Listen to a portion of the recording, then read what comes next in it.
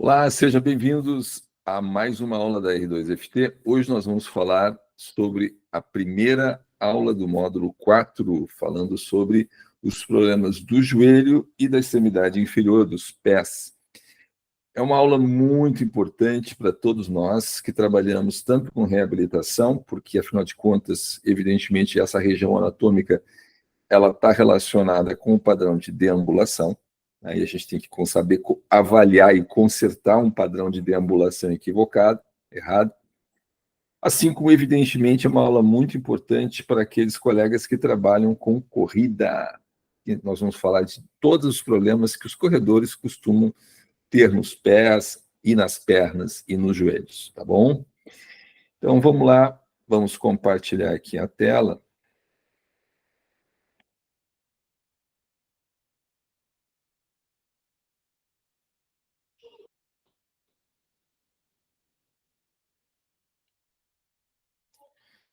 Deixa eu entrar aqui.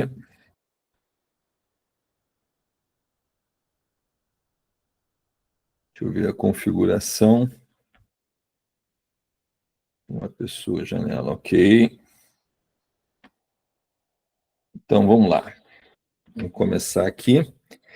O tema desse nosso módulo, basicamente, é dor nos joelhos, tá?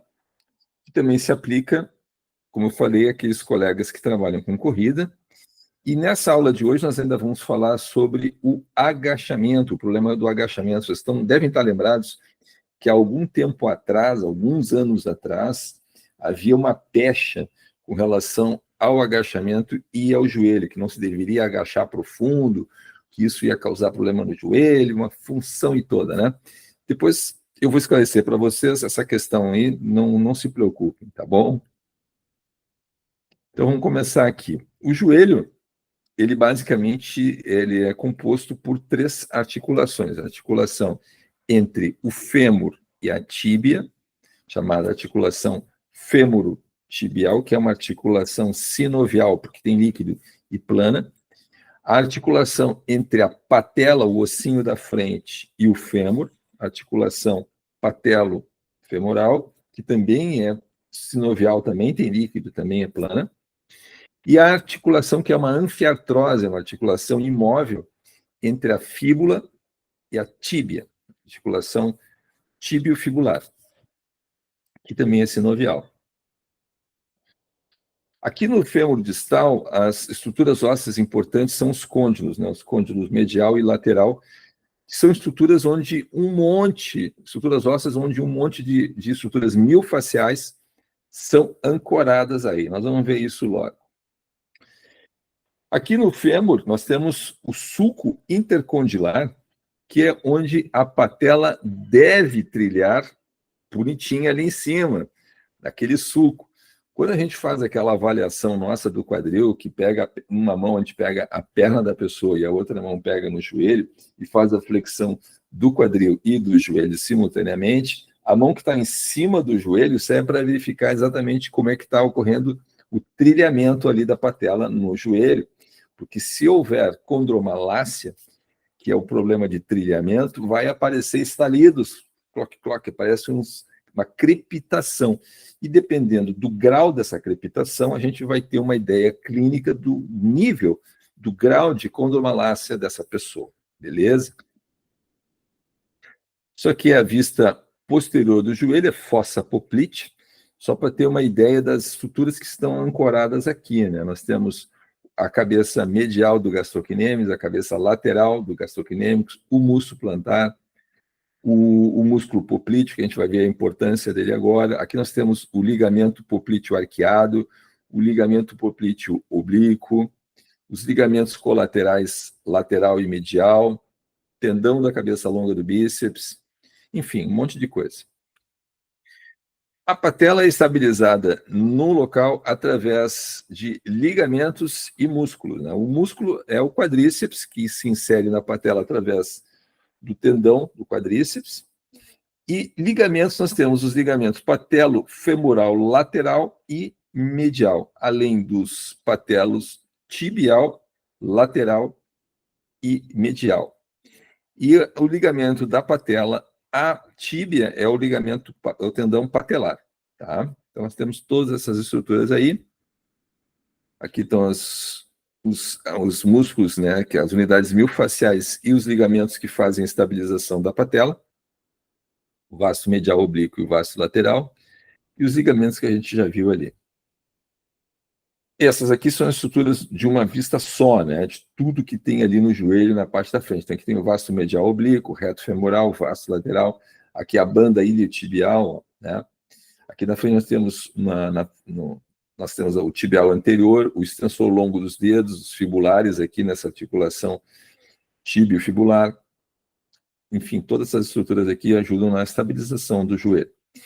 É importante a gente destacar o seguinte, né, que diferentemente do quadril e do ombro, essa articulação ela não tem sistema local e sistema global para estabilização. Então, é uma articulação que depende visceralmente do quadríceps, da panturrilha e do isquiotibial, são os três principais músculos que estabilizam o joelho, e os ligamentos, acabou, né? É o que tem, tá?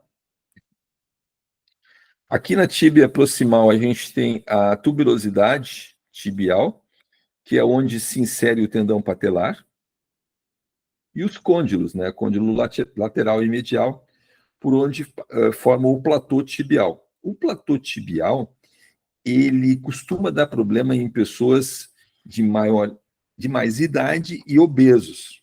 E se o indivíduo tiver os joelhos em varo, pode escrever, esse cara está com platô tibial, os meniscos já eram e platô tibial já deve estar comprometido também. O que coloca essa pessoa na fila de espera para fazer um transplante total de joelho. Tá? Essa que é a verdade. Então, aqui nós temos os ligamentos, ligamento colateral, fibular, colateral tibial, aqui, ó, tá? E o tendão do bíceps femoral está aqui.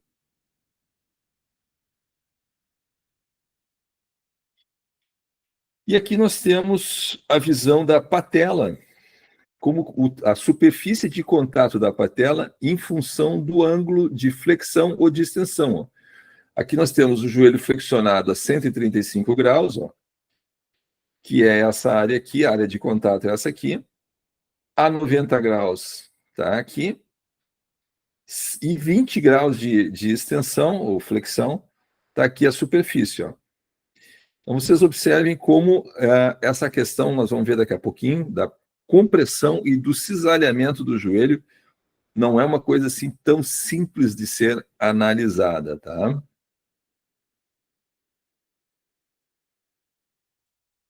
Aqui na articulação tibio-fibular, nós temos o ligamento poplíteo fibular, que é um ligamento que mantém o poplíteo no lugar, e o ligamento colateral fibular. Outros ligamentos importantes na estabilização do joelho é o ligamento cruzado anterior e o ligamento cruzado posterior. O LCA, o ligamento cruzado anterior, ele estabiliza no sentido de flexão, anterior para posterior. E quando é que essa estrutura rompe? Quando é que dá problema? No futebol, principalmente o futebol de gramado, quando o sujeito joga com chuteiras, com pregos, né, com pregos, o que acontece? O sujeito vem correndo numa direção, enfia o pé na grama e gira o fêmur em cima do platô tibial para trocar de posição. Naquele momento, pá, dá um barulho, até se ouve um barulho, o sujeito ouve um barulho quando esse ligamento se rompe. É essa situação.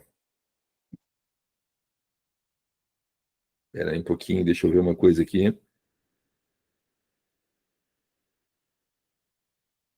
Só um pouquinho, deixa eu ver aqui quem é que está.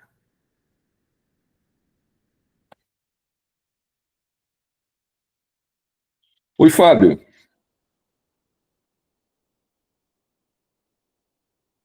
Alô, Fábio. Boa tarde, professor. Tudo Tô, bem? tô, Eu tô aqui sozinho, ainda bem que tu entrou aí, cara. Eu tô tocando. Ah, que bom. Então tô aqui sozinho tocando ficha aqui. Tá certo, tá certo. Bora Fica aí, lá. fica aí comigo aí. Vamos lá. Vamos voltar aqui para a apresentação.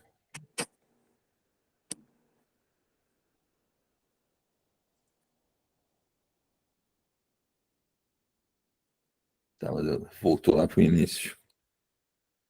Eu Eu acho que estava ali, ó. tô aqui. Tô nessa aqui. Muito bem. Estamos falando, então, não sei se tu chegou a ver esse slide. Eu estava falando sobre a estabilização do joelho Uhum. no LCA aqui, quando que o LCA se rompe, né? Que é aquela situação quando o jogador de futebol de campo está correndo numa determinada direção, enfia o pé no gramado com as travas, né? E gira o fêmur por sobre o platô tibial. Ali ocorre o rompimento do LCA. Sim.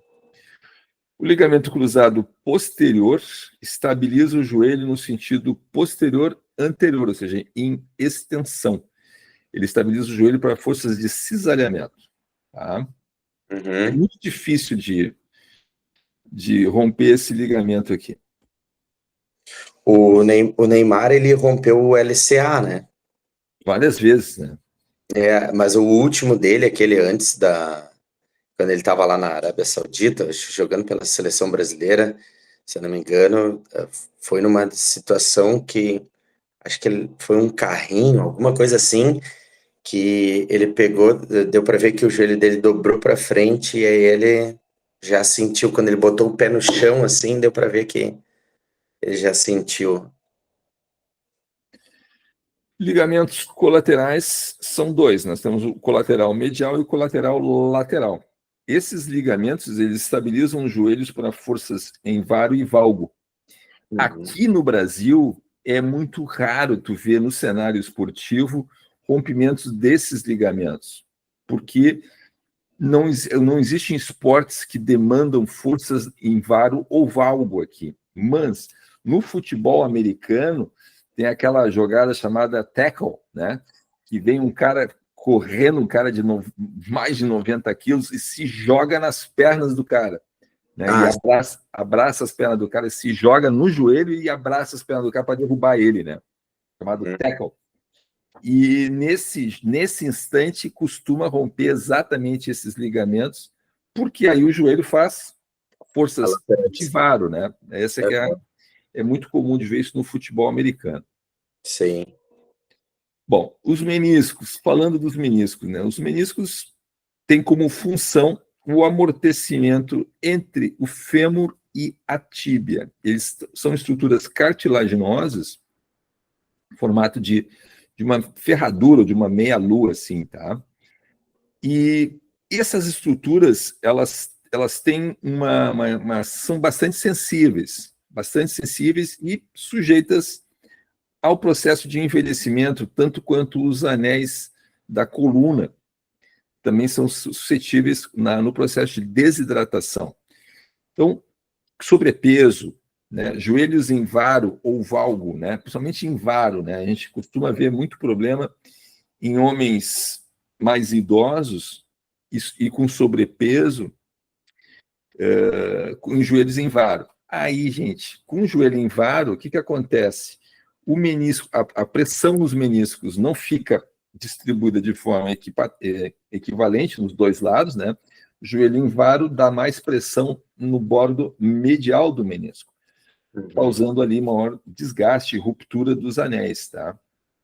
Quando ocorre problema nos meniscos, vocês vão ver assim, ó, rupturas nesse sentido aqui ou avulsionamentos.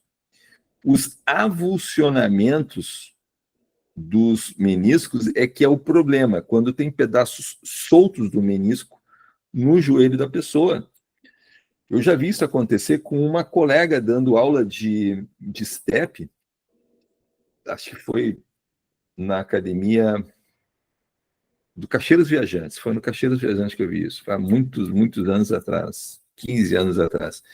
A colega estava treinando ali, a colega estava dando aula, naquela do step, e de repente ela cai no chão, né? E é uma dor lancinante, o joelho fica travado, não se mexe, e a dor é contínua e altíssima, assim, ó. Ocorre um travamento do joelho da pessoa nessa situação, uma condição que requer intervenção médica urgente. Mais uma visão aqui da cápsula posterior à fossa poplítea do joelho, né, onde eu destaquei aqui o ligamento poplíteo e o ligamento poplíteo arqueado.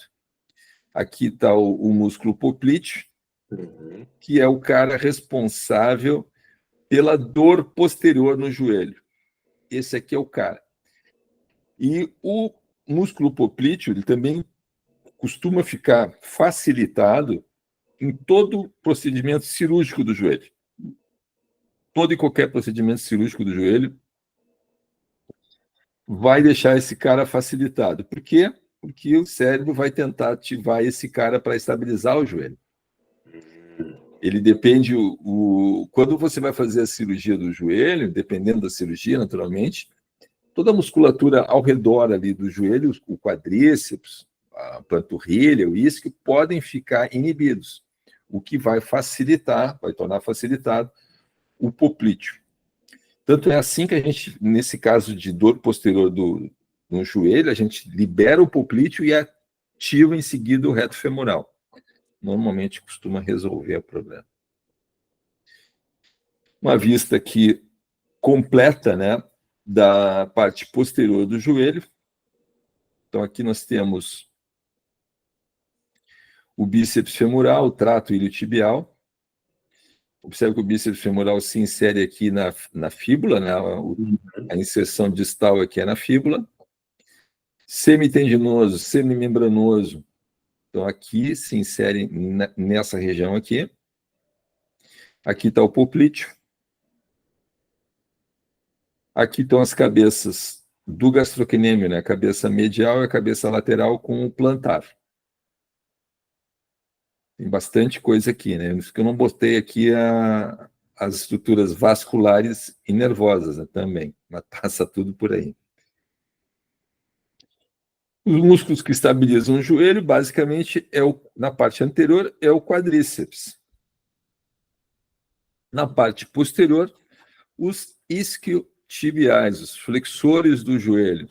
Só que quando a gente bota assim, flexores do joelho, é uma visão muito reducionista da função deles, né? Porque os isquiotibiais, como vocês estão vendo aqui, ele é biarticulado, ele tem a articulação distal no joelho e proximal no quadril. E todo músculo que é biarticulado, ele tem duas possibilidades de ser trabalhado.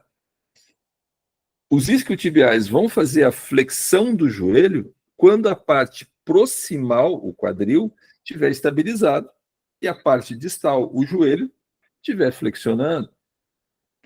Quem se mexe, a parte do ventre muscular que se move, é a parte que está recebendo maior estresse. Então, traduzindo isso aí, na mesa flexora, do joelho, esse exercício trabalha o terço distal dos isquiotibiais. Já um terra romeno, estão ligados? Não é que vocês conhecem, estão acostumados a conhecer esse exercício por stiff. Stiff, mas não é stiff, é terra romeno, Romanian deadlift. Stiff é uma abreviação de stiff-legged deadlift. Levantamento terra com joelho duro. Tradução seca, direta do inglês, né? Stiff-legged deadlift. Levantamento terra com joelho duro. Joelho duro significa com joelho estendido. Levantamento terra com joelho estendido é uma coisa que extremamente prejudicial e arriscada para se fazer para a região lombar. Pega muito isquiotibial? Pega. Mas o risco, a soma desse negócio, a relação risco-benefício, não vale a pena fazer isso aí. Eu nunca fiz TIF mesmo, né? O que eu faço, recomendo e faço e ensino aqui é o terra romeno, cuja diferença é a flexão do joelho. No terra romeno existe uma flexão do joelho. Nós vamos ver isso lá na prática, tá? O outro músculo que estabiliza, como a gente viu então, é o quadríceps, o isquiotibial e o gastrocnêmios, né? A panturrilha, que tem inserções aqui nos côndilos, né? Medial e lateral. Agora vamos ver uma estruturinha que costuma dar muito problema. Eu tenho esse problema aqui, que é dor no aspecto medial do joelho, né? Essa dor no aspecto medial é causada na pata anserina. A pata anserina tem esse nome do francês pes anserine, pata de ganso, porque anatomicamente os três tendões ali parecem a pata de um ganso, assim, ó. Os três tendões quando se inserem ali na tíbia, né? Mas esses músculos são o grácil, que é um adutor, o sartório, que é um flexor do quadril e rotador externo, e o semimembranoso, que é um flexor do joelho, extensor do quadril. E o que é essa dor? Por que dá essa dor aí na pata de ganso, né? Essa dor na pata de ganso nada mais é do que a facilitação dessas estruturas. Esses três músculos, ou um deles, mas normalmente os três músculos, ficam facilitados no terço distal, na pata de ganso. Por quê? Porque na parte proximal eles estão inibidos. Uma relação de sinergia dentro do ventre muscular. Tá? Não se esqueçam das nossas três relações de disfunção neuromuscular, né? Sinergia, antagonismo e local para global. Aqui no joelho não vai ter local para global porque não existe sistema local e global no joelho, né? Só tem esses o quadríceps, isquiotibial e panturrilha para estabilizar o joelho e os ligamentos que a gente já acabou de ver, acabou, né? É só isso que tem ali. Então, não existe relação local para global. O que existe é relação de sinergia e antagonismo. Só o que vai ter aqui no joelho para dar problema. Então, aqui está o sartório, né? O sartório faz flexão do quadril e é um sinergista da rotação lateral também, rotação externa. Parece um elástico, né? Oi? Parece um elástico, assim, atravessado, né? Para literalmente fazer o movimento, né? Ele entra, o movimento é de cruzar a perna. Isso, O movimento é de cruzar a perna por sobre a outra, né? É o padrão de ativação dele, né? O grácil, que é um adutor do quadril bem fraco, e o semitendinoso, tá? Que é um dos carinhas ali de trás da coxa que faz os isquiotibiais. Então, a pata anserina, a ação conjunta é essa aí, né? Ele faz um monte de coisa, flexão do joelho, adução, flexão do quadril, rotador medial da tíbia. E é como eu expliquei, a porção proximal está inibida, causando a facilitação do terço distal, causando a dor no aspecto medial do joelho. E como é comum ter isso, né? Eu vi muitas pessoas falando sobre, eu tenho pata de ganso, eu tenho pata de ganso. É isso, a explicação é essa aí, tá? É bem comum, eu tenho esse problema. O poplíteo é o pequeno músculo da dor posterior no joelho, né? Esse carinha, ele é um sinergista dos primeiros ângulos de flexão do joelho. Ele entra ali bem no iniciozinho. E isoladamente, ele é o cara que faz rotação lateral da tíbia com o joelho flexionado. Essa é a função dele, tá? Mas, além disso, o poplíteo, através desse tendãozinho aqui, ó, ele tem uma inserção miofascial que não aparece aqui nesse slide, mas vai aparecer mais a seguir. O poplíteo ele tem uma função importantíssima na estabilização do joelho no agachamento, porque ele tem uma conexão miofascial com o menisco lateral. Segura o menisco lateral na posição dele durante a flexão do joelho. Então, o poplíteo é um cara muito importante, muito importante. Tanto é que, olha só, né? O que tem de sinergista e antagonista do poplíteo aqui, né? Então, ação, rotação medial da tíbia com o joelho flexionado inicia a flexão do joelho. O principal antagonista é o quadríceps. De todos esses aqui, ó, o que a gente tem que guardar é o quadríceps. Por quê? Porque tu vai liberar o poplíteo e vai ativar o antagonista dele, que é o quadríceps. Tá? Basicamente é isso. Chegando já no final da nossa aula de hoje, eu falei que ia ser rapidinha, vamos falar sobre o joelho no agachamento. Afinal de contas, o agachamento faz bem para o joelho, o agachamento faz mal para o joelho. O que nós temos de concreto, de verdade, de científico nessa historinha toda? A origem do problema remonta aos anos 50, quando esse doutor aqui, bem intencionado, doutor Carl Klein, queria entender a razão das lesões nos joelhos dos jogadores de futebol. E, em 61, ele emite um parecer dizendo que, abre aspas, o agachamento profundo causa lassidão ligamentar e instabilidade nos joelhos. Isso aí foi escrito. Isso foi escrito e durante as décadas seguintes causou esse problema todo, porque isso aqui se tornou uma diretiva médica. Pois é. Nos anos 60, 70, 80.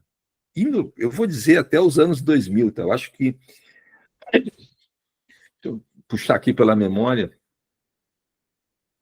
Eu acho que essa celeuma em relação do agachamento e o joelho começou a se dissipar não faz muitos anos. Não faz muitos anos. Eu acho que 2010, por ali, a coisa começou a se dissipar. Mas observem o tempo que isso aqui durou, gente. Tá? Isso aqui causou um prejuízo enorme para a educação física, tá? O que um homem escreveu lá atrás. E parando para pensar, né, assim, na lógica, vocês certamente já acompanham as competições de LPO, levantamento de peso olímpico, e estão carecas de ver os levantadores de LPO. Ninguém tem problema no joelho, e eles agacham profundamente com cargas altíssimas acima da cabeça. Ninguém machuca o joelho. Como é que explica isso tudo? Vamos ver a seguir aqui. Em primeiro lugar, a gente tem que pensar na biomecânica do joelho, né? Que tipo de forças existem no joelho? Dois tipos de força. Forças de compressão entre o fêmur e a tíbia e forças de cisalhamento, que são forças anteroposteriores ou laterais no joelho.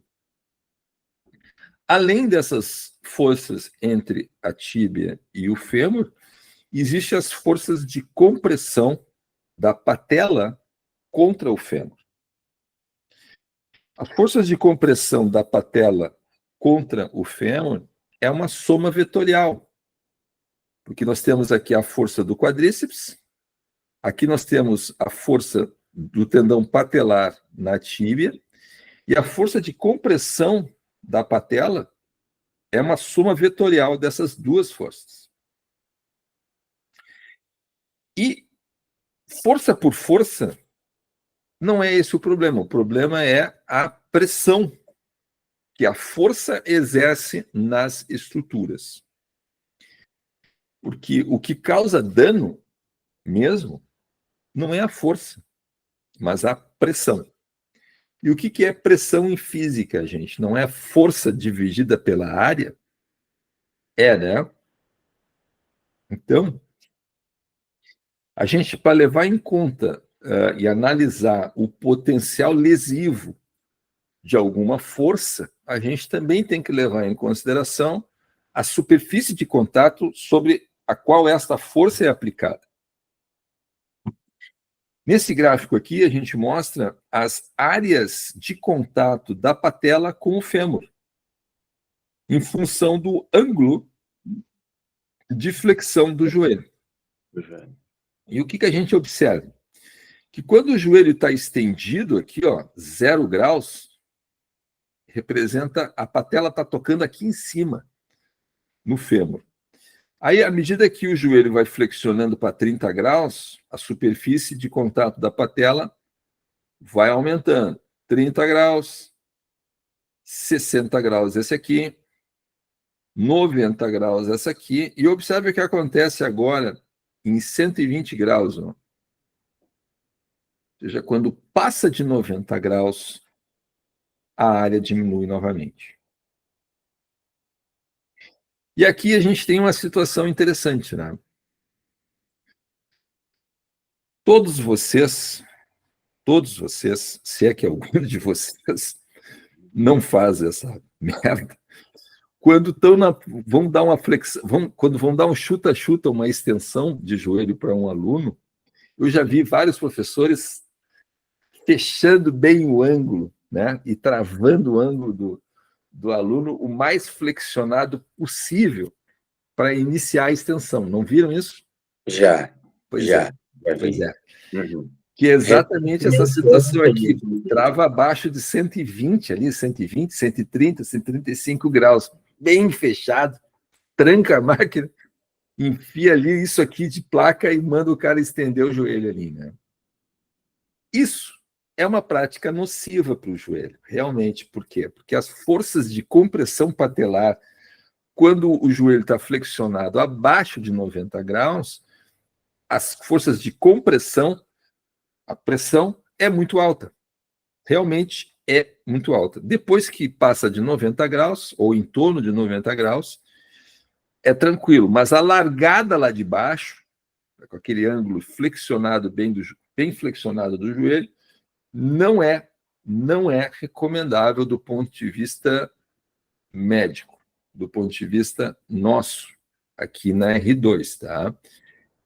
Quando eu uso esse exercício, e diga-se de passagem, eu uso esse exercício assim, ó, em situações muito peculiares, assim, senhores, pessoas de mais idade que estão com dificuldades no quadril, estão com problemas no joelho, vamos usar aquilo ali para fortalecer. Eu inicio com um ângulo bem aberto, tá? Amplitude curtinha, bem aberto. Eu largo ali em 60 graus, 45, 50, 60 graus, até extensão, né? Pouca carga, isometria, aí vale, entendeu? Para esse âmbito, vale. Mas por que o colega faz essa recomendação de flexionar bastante o joelho e travar a máquina ali com o joelho bem flexionado? Porque ele quer que pegue bem o quadríceps durante a extensão. Ou seja, ele quer largar a extensão de joelho com a maior ângulo de flexão possível, né? Para que o quadríceps trabalhe mais. Eu entendo esse raciocínio, porém, realmente para o joelho, para a patela, não é bom. Não é bom mesmo, tá? O que a gente sabe aqui da biomecânica, tá? Que as forças de compressão e de cisalhamento, elas são inversamente relacionadas. À medida que a compressão aumenta, o cisalhamento diminui, e vice-versa. Então, disso tudo, o que a gente deduz, tá? Que o agachamento, ao longo da repetição dele, da amplitude toda, nós vamos ter momentos de maior compressão, momentos de maior cisalhamento e vice-versa. Então, não existe um momento assim do agachamento que vai causar dano, até porque, nós vamos ver a seguir, nós temos aqui o poplíteo, ó, tendão do músculo poplíteo, ligado aqui no menisco. Ó. O tendão do poplíteo possui inserções no menisco lateral, ó. Inserções proximais do gastrocnêmio e dos isquiotibiais também trabalham para estabilizar o joelho contra a força de cisalhamento. E a força de cisalhamento máximo do LCA, entre 15 e 30 graus, corresponde a 25% da tensão de ruptura dessa estrutura. Então, gente, não existe problema, de fato, com o ângulo de flexão do joelho e o agachamento. Tudo se limita, na verdade, a uma mobilidade do tornozelo e do quadril. O que vai limitar a profundidade do agachamento é a mobilidade do tornozelo e a mobilidade do quadril. Porque a gente não quer, evidentemente, que os calcanhares saiam do chão durante a parte mais funda do agachamento, assim como a gente não quer que o quadril faça retroversão pélvica, ou o famoso butt wink, que quando você faz um agachamento e faz retroversão pélvica sob carga, é uma situação potencialmente lesiva para a coluna lombar. Beleza? Então, nesse gráfico aqui, ó, nesses primeiros 60 graus aqui de flexão do joelho, a gente tem aqui máximas forças anteriores de cisalhamento. E nesse ângulozinho aqui, nessa amplitude particular, nós temos o pico da força de cisalhamento no ligamento cruzado anterior.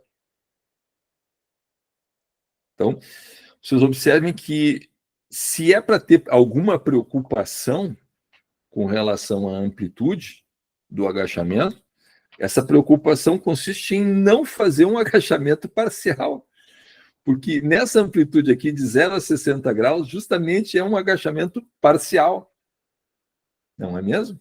Abaixo de 90 graus é um agachamento incompleto, é um agachamento parcial, e exatamente entre 15 e 30 graus, aqui, ó, nessa amplitudezinha, nós temos as máximas forças de cisalhamento no ligamento cruzado anterior. Entre 10 e 70 graus, nós temos máxima ativação dos isquiotibiais, porque em relação a frear o agachamento, porque nessa amplitude aqui, de 10 a 70 graus, os isquiotibiais estão travando, estão entrando excentricamente, estão contraindo, porém se alongando. Então, está dando bastante carga nos isquios nessa amplitude aqui, beleza? A 80 graus, e passando de 80 graus, aqui nessa amplitude aqui, ó, em torno de 90 graus, um pouquinho acima de 90 graus, 80 graus, até aqui, até a máxima profundidade, máxima ativação do quadríceps. Ó. Máxima ativação do quadríceps tu obtém a partir de 80 graus de flexão, 80, 90, até 135 graus. De 50 a 90 graus, nós temos as máximas forças posteriores de cisalhamento, que são as forças que quem segura isso aqui é o ligamento cruzado posterior. Tá? Uhum. Mas, de novo, não tem problema nenhum, porque, como a gente viu aqui no slide, nesse slide aqui, essas máximas forças de cisalhamento correspondem a 25% do valor de tensão de ruptura dessa estrutura. Não tem problema nenhum. Prosseguindo em roxo, de 90 até 135 graus, nós temos as máximas forças de compressão entre o fêmur e a tíbia. Por quê? Porque nesses ângulos aqui, de 90 a 135, em função da flexão, a superfície de contato do fêmur com a tíbia nos meniscos é a menor área possível, então tem a maior força de compressão. E abaixo de 90 graus, como a maioria dos colegas já sabe disso, abaixo de 90 graus é onde nós temos, de 90 a 135 graus, onde nós temos a máxima ativação do glúteo no momento da extensão, né? Quando o indivíduo vai sair daí de baixo para cima.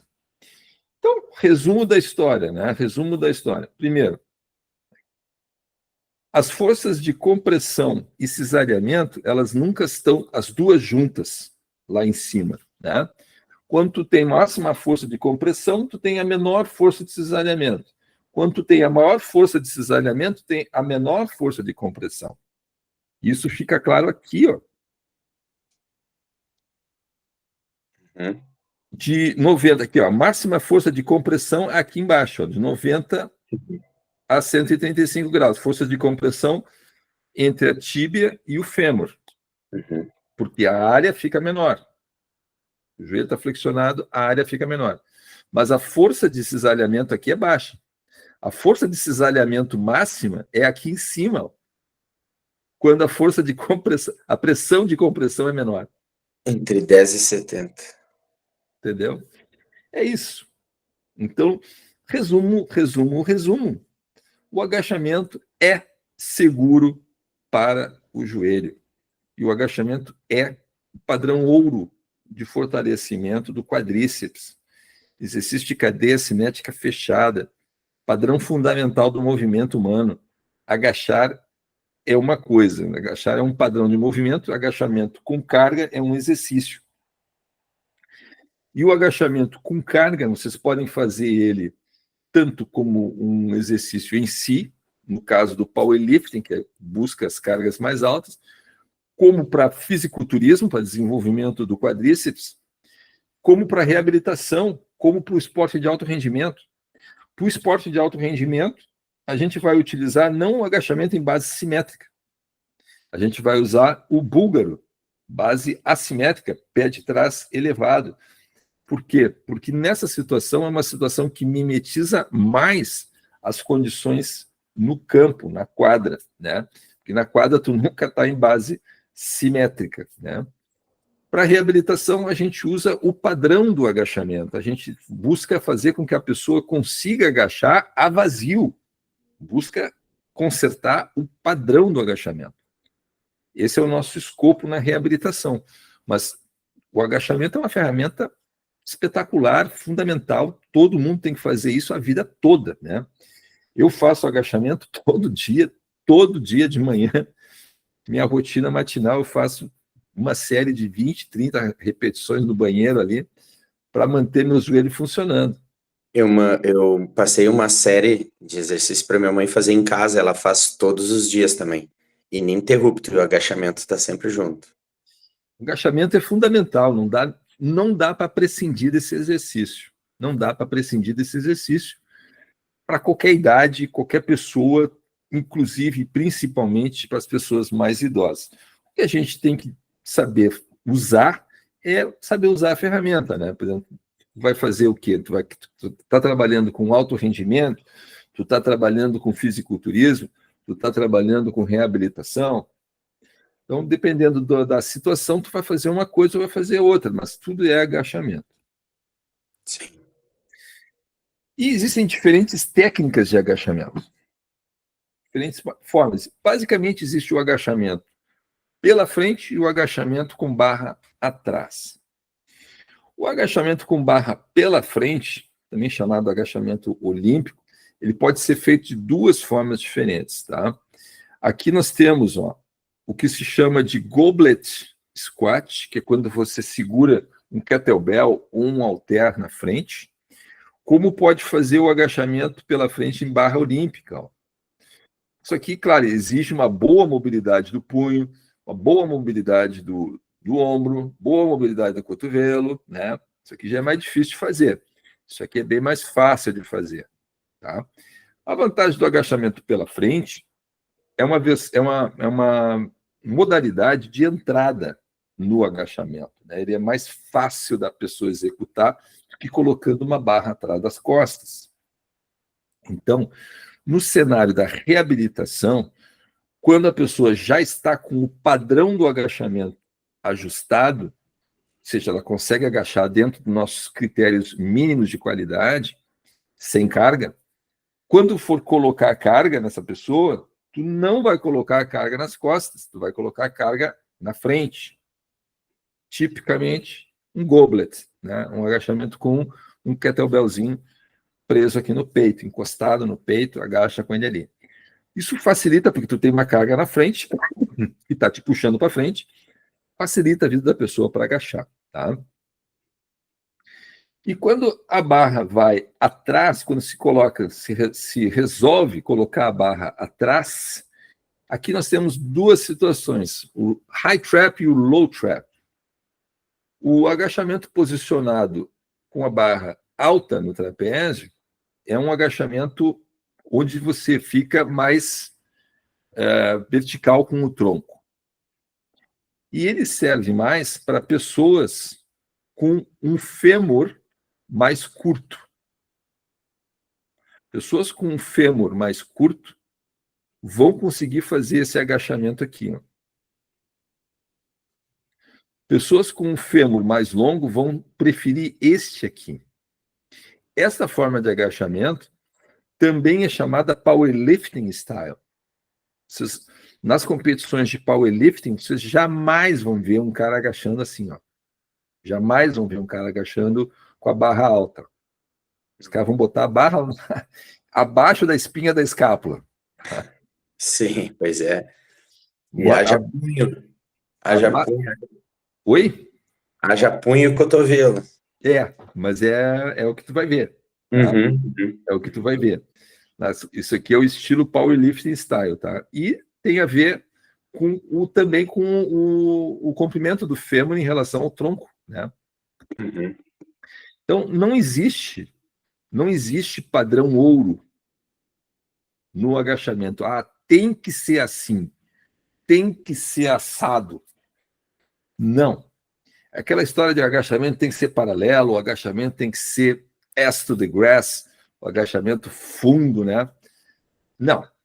Nós vimos as questões de treinamento funcional, que nós vamos ver depois no nosso curso de treinamento funcional, mas o agachamento ele tem padrões mínimos para serem considerados válidos, que é a profundidade mínima dele é 90 graus, que é isso aqui. Não pode ter retroversão pélvica, não pode descolar o tornozelo do solo e o tronco não pode colapsar para frente. Então, se a pessoa consegue agachar desta forma aqui, ó, tá perfeito. Tá perfeito. Não precisa mais fundo que isso aqui. Agora, se o indivíduo tiver geometria acetabular favorável e uma mobilidade de quadril e tornozelo perfeitas e conseguir agachar ass to the grass, ou seja, bunda no tornozelo, bunda na grama, né? Ass to the grass, bom, melhor ainda. Mas não há necessidade de exigir isso dos alunos, entendeu? Não há necessidade, não existe padrão ouro. O que existe são critérios mínimos para considerar o exercício, o agachamento válido, que são esses aqui que eu acabei de citar. Tá? 1h15 de aula, hoje nós vamos ficar por aqui. Deixa eu encerrar essa apresentação.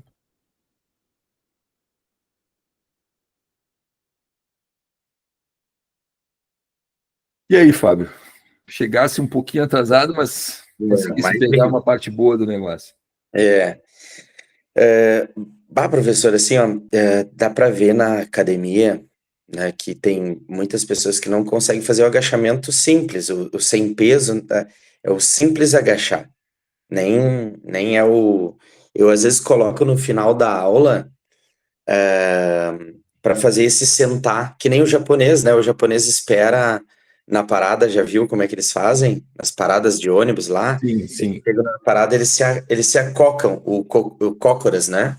A maioria não consegue ficar. Mas aí tem uma questão seguinte, né, Fábio? E isso é importante, essa questão que tu colocaste aí. Mas lá no módulo 2, né, que é quadril, Tem uma parte daquela aula lá que vocês podem ver no YouTube, essa aula está lá. Sim, sim, sim. Eu falo sobre a geometria acetabular. Isso, sim, isso. Eu Então, lembro disso. os asiáticos, os orientais, né, o pessoal do Oriente Médio para o leste, né, turco em diante, né, principalmente os asiáticos, esse pessoal eles têm o labrum, mais anteriorizado e raso. E raso, né? E Isso. raso. Então, isso permite que eles agachem paralelo, não precisa agachar aberto, né? Agacha paralelo e fundo, que é essa posição de cócoras que tu relata. Então, depende muito dessa questão da geometria acetabular, depende muito, portanto, da etnia, depende muito dos hábitos de vida da pessoa.